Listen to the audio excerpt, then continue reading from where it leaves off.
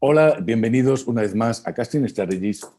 Hoy tenemos con nosotros un gestor americano y por eso voy a empezar a hablar en inglés desde ahora mismo para que él entienda perfectamente lo que estoy diciendo. Hoy tenemos con nosotros en este programa a Brett Winton. Brett Winton es director de investigación en ARC. ARC es la empresa de ETFs más revolucionaria en este momento en Estados Unidos. No tiene rivales en absoluto en el mercado con sus productos porque llevan consiguiendo una rentabilidad del 31% anual media desde sus inicios. Se trata de un valor sin duda superior a todo lo que vemos en el sector. Mil gracias, Brett, por estar aquí con nosotros y por aceptar esta entrevista. Somos muy fans del trabajo de ARC, invertimos en ARC y nos encanta el trabajo que hacéis ahí desde el inicio. Así que lo primero que te quiero preguntar es, ¿qué es ARC?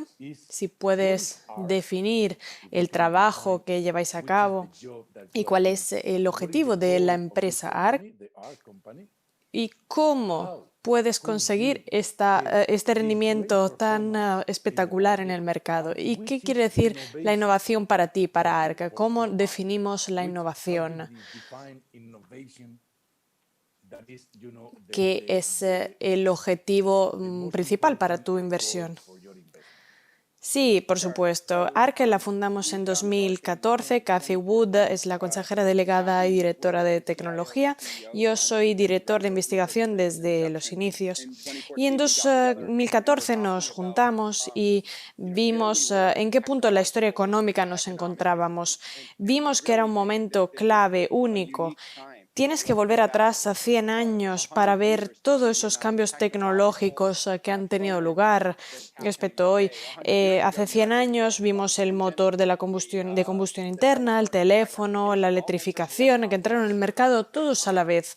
Hoy vemos que hay 5 plataformas tecnológicas y los futuros historiadores pensamos que mirarán hacia estas plataformas y dirán, esos son puntos fundamentales de inflexión de estas décadas.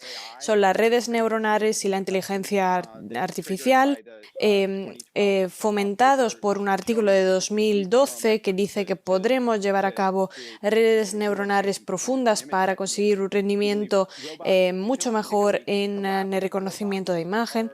Luego, la modificación y la secuenciación genética, porque se pueden añadir procesos que trabajan codo a codo con humanos y eso permite la compatibilidad retrospectiva, además intersectorial. La modificación y la secuenciación genética se encuentra en una fase muy importante de comercialización.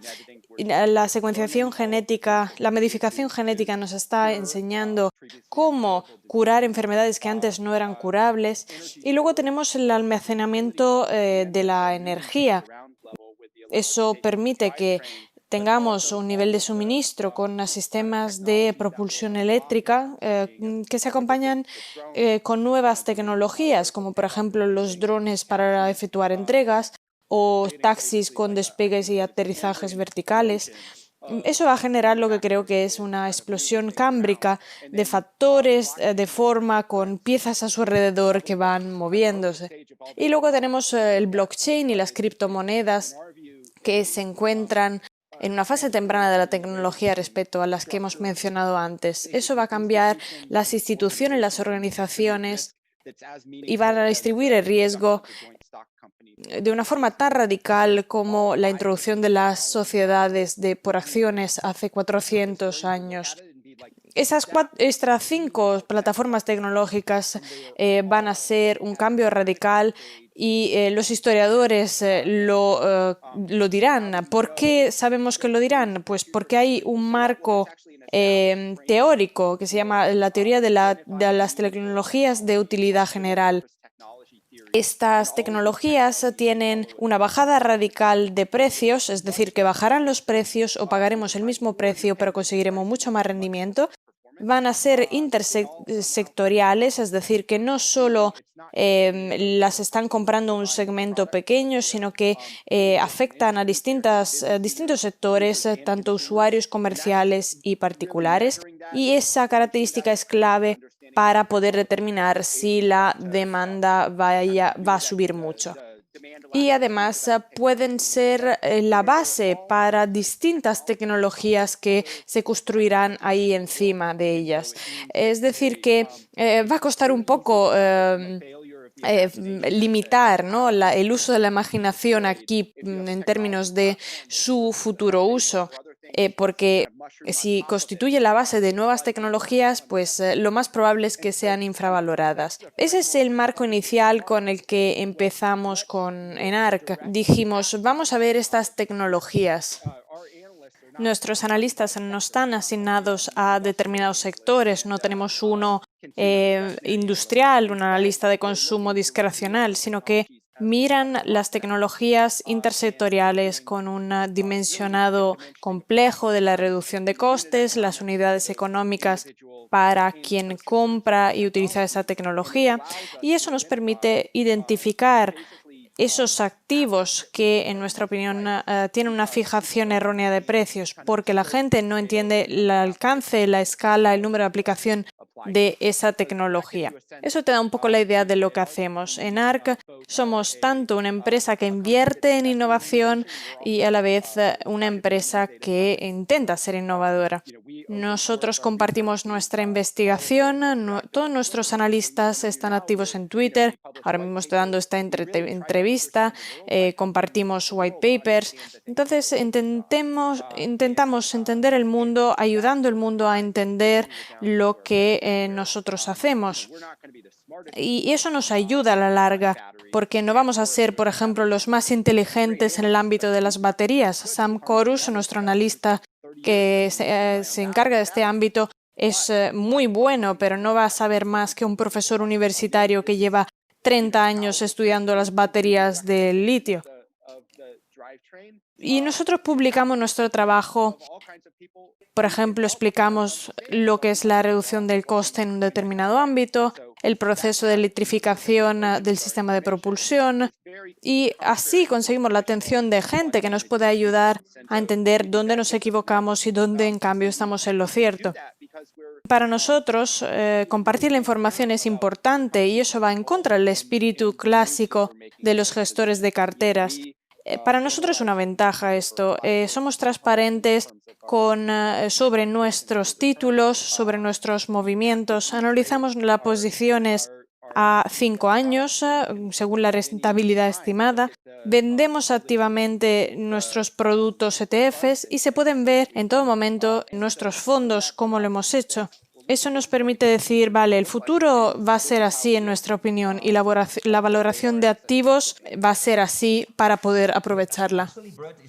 La verdad, Brett, que es muy interesante escuchar lo que comentas. Esta innovación tan disruptiva con la que trabajas es parte de un subsector, lo veo así personalmente. Y no me parece que haya ninguna otra empresa que justo trabaje con este subsector. Eres la empresa que representa esta área y me parece lo mejor. Y tengo una pregunta. Con respecto a las 5 plataformas de tecnología que mencionabas, ¿cómo puedes lidiar con la gente que dice, bueno, el mercado ahora tiene la parte de la tecnología que está a punto de explotar? Si estamos en una burbuja, ¿cómo puedes lidiar con esa situación? Siempre y cuando estemos en la burbuja, no lo sabemos. Pero bueno, ¿cómo lo harías?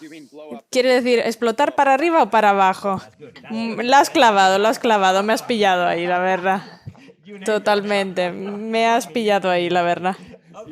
Vamos a decir para abajo, en esa dirección, pero bueno, puede ser lo contrario.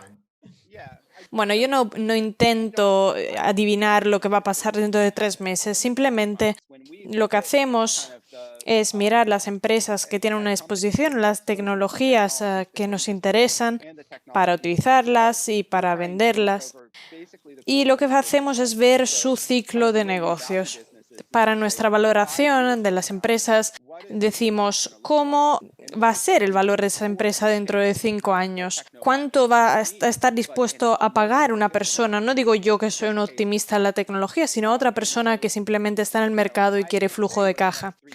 No puedo decir lo que va a pasar en los próximos 3 meses, simplemente puedo decir, hace un año teníamos activos que tenían una fijación de precio erróneo, no deberían ser tan baratos como eran, y actualmente puedo decir lo mismo. Ahora mismo, sin embargo, tienen un precio menos atractivo que hace un año.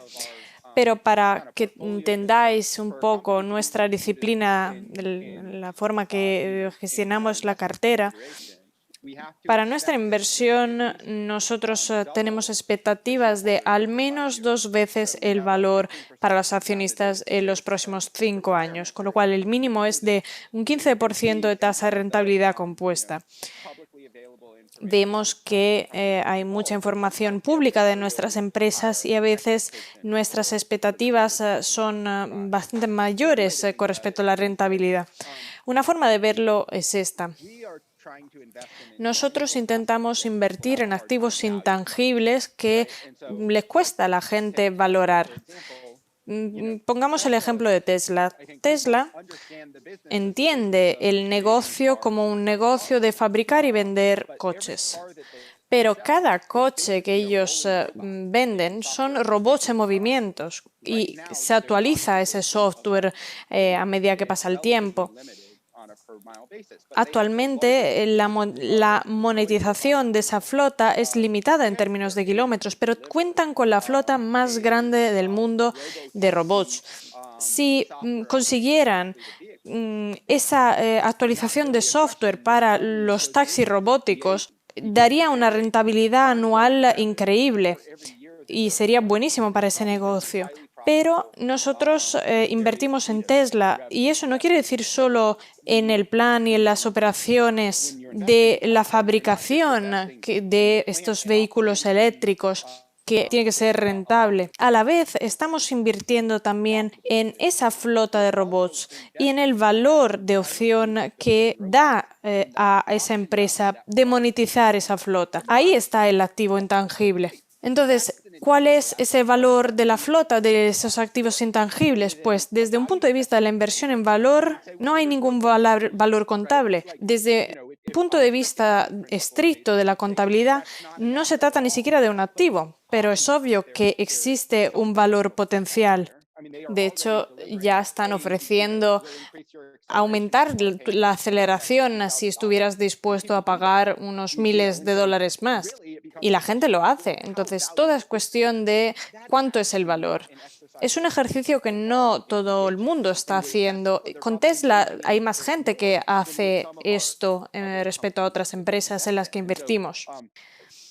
A veces mis analistas me sorprenden porque me dicen, es que esto va a costar la vida sacarlo, va a costar entenderlo. Y digo, exacto, eso es lo que le contesto yo. Buena noticia, porque si fuera fácil, todo el mundo ya lo habría hecho y lo habría averiguado.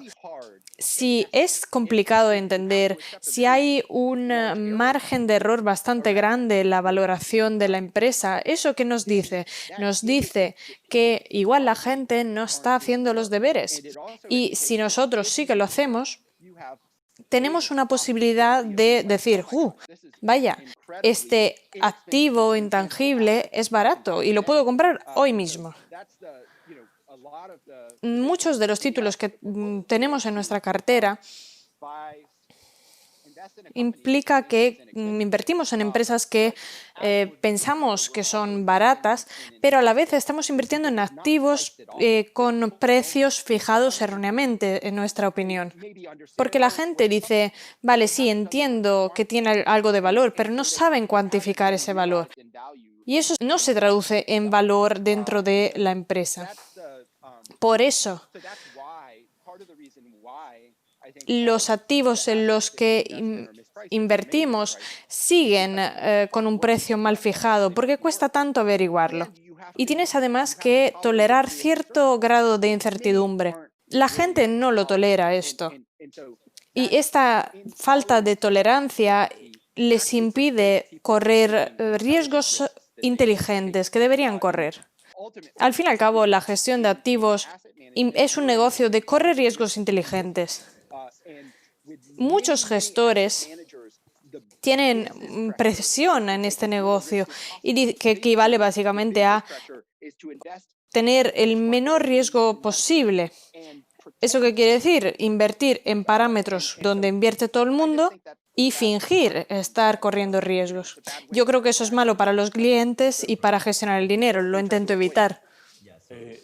Me está gustando mucho lo que comentas porque estás hablando de la tecnología y de la innovación, pero al hacerlo estás empleando el lenguaje que caracteriza la vieja escuela de la inversión en valor, ¿sabes? O sea, te estoy escuchando y oigo todos esos principios como la mala fijación de precios, la valoración del flujo de caja, rentabilidad 5 años, todas las complicaciones que se hace la gente a la hora de valorar las empresas. Tú, en cambio, consigues encontrar algo que los demás no ven, pero todos estos principios de la vieja escuela los estás aplicando en el sector tecnológico, que a la vez está atrayendo a todos esos inversores que en cambio apuestan por el momentum, por las empresas así que están de moda, que las compran simplemente porque están de moda justo a pesar de que ellos no entienden nada de inversión. Esos inversores Robin Hood. Pero tú lo haces con este bagaje de inversión en valor, ¿no? Y me encanta, la verdad. Te escucho y me encanta, la verdad.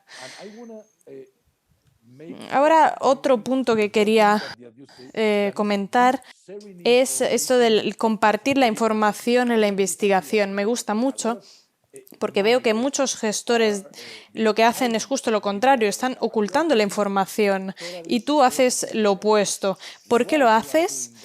¿Y crees que este enfoque, este planteamiento de la inversión en valor te está ayudando en tu trabajo? Bueno, nosotros conseguimos la información porque trabajamos en un horizonte temporal distinto del que suele utilizar la mayoría de la gente. Entonces, yo, por ejemplo, puedo hablar con gente de mi sector y decirles: eso es lo que creo que va a pasar en los próximos 5 años. Y ellos me contestan: ¿pero cuál crees que va a ser el catalizador? Lo que quiero decir es: quizás sí, pero no me interesa lo que va a pasar dentro de 5 años, me interesa lo que pase el año que viene o dentro de 2 años. En realidad, en la práctica, lo que quiero decir es: yo puedo hablar de lo que va a pasar, al menos lo que yo creo que vaya a pasar dentro de 5 años, y la gente como que no me cree, lo cual está genial porque no distorsiona los precios de las empresas. Puedo seguir comprándolas a un precio barato. Y para nosotros es importante compartir esa información. Por ejemplo, en la inversión de crecimiento, cuando inviertas en títulos de alto precio, si te equivocas de forma original, no te castigan de forma desproporcionada, porque la gente piensa que estabas loco en todo caso. Así que si publicas algo, los inversores dicen: vale, sí, interesante, pero no me importa. Eso es justo lo que me lleva a entender que no va a afectar el valor. En inversión de crecimiento, si te equivocas, como todos los demás, sí que te castigan de forma desproporcionada. Es como cuando todo el mundo intenta salir del ascensor que se está cerrando. Si, en cambio, eres el único en acertar, ahí justo es cuando te recompensan por lo que dijiste. Nosotros publicamos la información porque nuestro margen de error es tan grande en las previsiones de tecnología que hacemos. Vamos, por supuesto, a hacer todo lo posible para reducir ese margen. Aún así, tenemos que aceptar que sigue habiendo. Además, el horizonte temporal que utilizamos es distinto de los demás inversores, por lo general, en cuanto a las decisiones de los precios marginales, y eso no suele afectar los precios de los títulos. Esto nos permite volvernos más inteligentes a la hora de invertir en títulos con precios que, en nuestra opinión, están mal fijados. Además, es más interesante hablar con gente que quiere construir a partir de esas tecnologías o con académicos que estudian esas tecnologías o en general personas que trabajan con esas plataformas tecnológicas, más que hablar con otros analistas, ¿no? Que simplemente lo que hacen es intentar recopilar toda la información sobre esta tecnología para intentar traducirla en información financiera a beneficio de otras personas. Intentamos más bien ir directamente a esas personas que están en contacto directo con la tecnología. Creemos que la mejor forma de hacerlos es indicar nuestras expectativas cuáles son. Por ejemplo, podemos decir, nosotros creemos que los vehículos eléctricos van a ser más baratos que los de motor de combustión interna para 2022. Esta es nuestra previsión de la bajada de coste de las baterías, estas son nuestras hipótesis sobre la marcha y eso genera debates mucho más interesantes, nos ayudan a ser más inteligentes. Con respecto al marco de valor, existe un estilo de inversión donde todo el mundo intenta adivinar lo que le va a gustar al mercado en el futuro. Básicamente hacen una encuesta general donde hablan con todos los analistas y ellos te dicen, creo que esto es lo que va a pasar a esta empresa. Entonces tú sacas tus conclusiones y dices, vale, creo que este chico está en lo correcto, creo que eso es lo que le va a pasar a esta empresa. Entonces intentas adelantarte, ¿no? La realidad virtual, por ejemplo, puedes decir, vale, eso va a ser la siguiente panacea, pero al fin y al cabo, sí, lo puedes hacer bien, pero parece como escalar una montaña de arena. Cada 3 meses te tienes que ajustar, tienes que cambiar tus expectativas respecto a las de los demás. Considero que en cierto nivel no es nada interesante. Es como cambiar tu juego de forma marginal constantemente frente a las cosas que cambian a lo largo del tiempo. Personalmente intentamos no meternos en ese juego, justo hacemos lo contrario. Somos inversores contrarios en el corto plazo, pero con un horizonte temporal mayor, somos inversores en valor, más bien. Nos definimos más bien como inversores de deep value en activos intangibles. Creo que no se trata del planteamiento más común en el mundo de la inversión. Los gestores de valor normalmente dicen, vale, esos son los activos tangibles según el libro contable, el mercado lo valora así, este título. Así que puedo decir que deberían vender esos activos intangibles o que valen más de la valoración del mercado. Así que nosotros podemos esperar que se reconozca el valor de los activos intangibles para comprarlos a precio de ganga. Veo muy interesante esta idea de la creación del valor, ¿no? Entiendo que quieres decir esto. El mercado igual no está fijando mal el precio de un título ahora mismo, pero igual de cara al futuro valor que tendrá. Escucharte es como ver el futuro, así que puedes de verdad percibir cómo va a ser. Así que la siguiente pregunta ¿ese eres un robot? Bueno, no que yo sepa. Bueno, igual sí, ¿eh? Igual sí lo eres. Pero la verdad que nos das una perspectiva espectacular del futuro. Así que, nada, pasamos a la siguiente pregunta de verdad. Antes estabas hablando de la automación y de la inteligencia artificial. ¿Qué crees? ¿Crees que la inteligencia artificial se puede utilizar para encontrar oportunidades de inversión? ¿Cómo te enfrentas a ella? Miro la inteligencia artificial de esta forma, porque la inversión es un sistema muy recurrente. Por lo tanto, el horizonte temporal implica que la inteligencia artificial va a tardar más. ¿Eso qué quiere decir? Que no voy a sustituirme a mí o a un analista con la inteligencia artificial en el corto plazo. Por supuesto, hay fondos de cobertura que están empleando de forma significativa técnicas de aprendizaje automático, redes neuronales para aprovechar discrepancias de precios en el corto plazo en el mercado, pero esa es una carrera armamentística. Cualquier estrategia que empiece a funcionar, todos los demás intentan copiársela y ya se ha acabado la oportunidad única. Con lo cual tienes que implementar este cambio de estrategia ahí en tu sistema. No se encuentra todavía en un horizonte temporal interesante, en mi opinión. Hay muchas herramientas que puedes utilizar, como por ejemplo de tipo de aprendizaje automático, de machine learning, o por ejemplo de procesamiento de lenguajes naturales, que se encuentran con cada vez más disponibilidad para mejorar, yo creo, de forma significativa las capacidades humanas de poder abstraer y procesar la información que necesitan. Para un analista ahora mismo en el mundo, vemos este problema de la inundación de la información.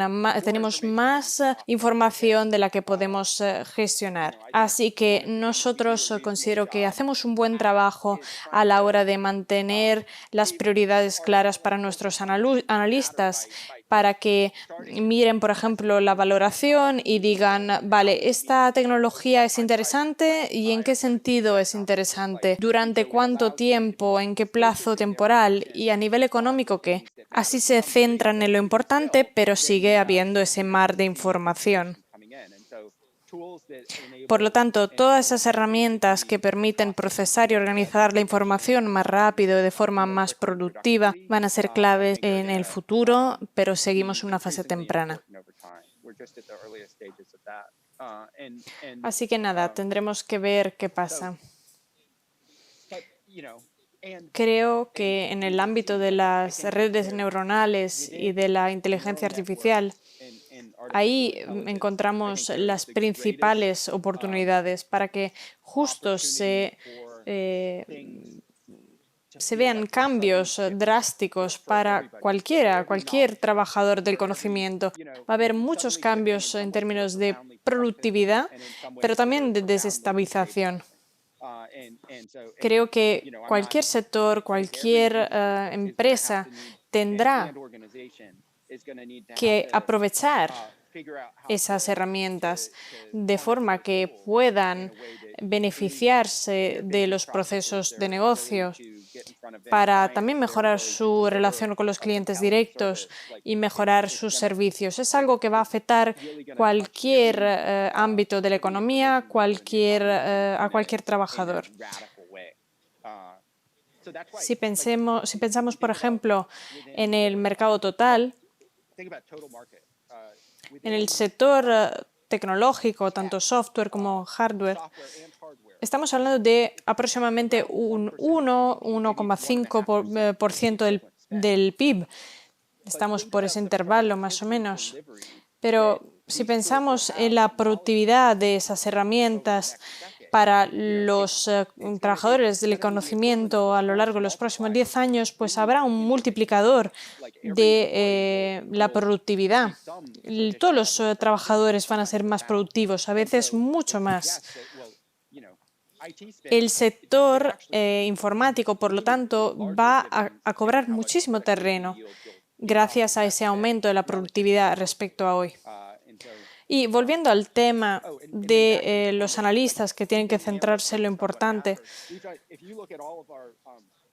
tenemos esas plataformas tecnológicas que son 5 y esas se basan en 14 tecnologías subyacentes de las que hemos desarrollado unos modelos, por ejemplo, la bajada de precios, la economía unitaria, el mercado potencial total. Por lo tanto, si nos fijamos en esas 14 tecnologías de las que llevamos a cabo los modelos, podemos tener hipótesis diciendo, vale, va a haber una capitalización bursátil X de cada una. Y a lo largo de los próximos 10 años, el 50% de esa capitalización bursátil incremental va a ser justo en esas 14 tecnologías. Porque al fin y al cabo, parte de la inversión es llegar a ese terreno fértil. A veces te puedes equivocar, a veces aciertas. Por lo tanto, lo que quieres es poder escoger en una cesta de elementos donde hay más elementos buenos que malos. Nosotros nos centramos en la innovación y luego además contamos con un marco positivo para poder determinar y distinguir la innovación positiva, relevante, de la que no lo es, que es simplemente así de sectores de vendehumos o simplemente que no es relevante porque no va a ser tan revolucionaria. Y eso es lo que te va a dar una mejor posibilidad de acertar. Por supuesto, sigues teniendo que hacer los deberes de valorar las empresas, etcétera, pero tienes este campo de visión más centrado y nos ha ayudado en el pasado y espero que nos ayude en el futuro también. Ahora me gustaría volver un poco a la inteligencia artificial. Estamos totalmente de acuerdo contigo cuando mencionas que la inteligencia artificial va a afectar cualquier empresa. Cualquier empresa que quiera seguir en el mercado dentro de 10 años, ellos tendrán que utilizar esas tecnologías para su productividad. Dicho esto, creo que los tres estamos convencidos de esto. ¿Cómo ves esto desde un punto de vista de la inversión? Invertir, por ejemplo, en el desarrollo de software, de la inteligencia artificial, en empresas que, por ejemplo, utilizan esta tecnología, porque sabemos que va a cambiarlo todo en términos de productividad. Entonces, ¿tú qué haces con esta idea? ¿Qué haces en el mercado? ¿En qué empresa quieres invertir para poder aprovechar esta situación al máximo? Bueno, cuando abordamos cualquier empresa, cualquier tecnología, vemos la cadena de valor y donde se puede incrementar el flujo de caja, el valor. Miramos las empresas que cuentan con herramientas que lo permitan. Por ejemplo, puedes llegar a Taiwan Semiconductor en términos de hardware. En el vídeo tenemos hardware y una capa de software, pero básicamente se trata de herramientas y los chips. Eso te permite también ver directamente las plataformas. Por ejemplo, una empresa, OpenAI, es una empresa muy interesante, aunque no esté en el mercado público, porque se trata de una plataforma con procesamiento del lenguaje natural. Por inferencia, Microsoft firmó con ellos una licencia exclusiva para ellos, un aspecto interesante. Pero bueno, cada plataforma, cada proveedor de servicios tiene una distinta perspectiva. Por ejemplo, Google intentó desarrollar sus propios chips para diferenciar sus anuncios en Gmail, GSP o la computación en la nube, sus servicios en general, y luego los emplean en el nivel de aplicaciones finales. Puedes luego analizarlas tú en ese nivel. Por ejemplo, en el caso de Tesla, puedes decir que no van a conseguir un servicio de taxis autónomos, excepto si consiguen utilizar de forma ingente la inteligencia artificial. Por eso, de hecho, desarrollaron sus propios chips para sus coches y están desarrollando ese entrenamiento de la inteligencia artificial y sus propios centros de datos. Con lo que sabemos es que lo hacen con sus chips, justo para entrenar las redes neuronales para sus coches. En fin, que entre todas esas herramientas propedéuticas, esas plataformas, las aplicaciones y usuarios finales, a veces puedes encontrar esos activos con una fijación de precios erróneos.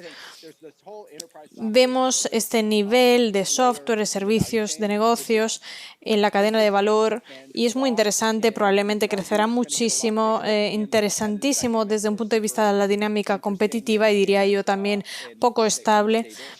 Pero desde un punto de vista conceptual, yo puedo decir, vale, yo proporciono un software para mejorar la productividad empresarial y ahora tengo a mi disposición este nuevo juguete que me permitirá ofrecer esta productividad muchísimo mejor que cualquier otro proveedor de servicios, porque cuento con los datos y que me dicen cómo los servicios utilizan mis servicios ya. Eso me permitirá utilizar las redes neuronales y entrenar, siento ruido de la sirena de fondo, con información específica del sistema. De esta forma podré diferenciar mis servicios de los demás. Si consigo acceder a datos específicos de cada caso de uso, el margen de riesgo va a reducirse con el uso de la inteligencia artificial. Por lo tanto, en este marco, el pago de los servicios de software tendrá que ser mayor porque así será también la productividad.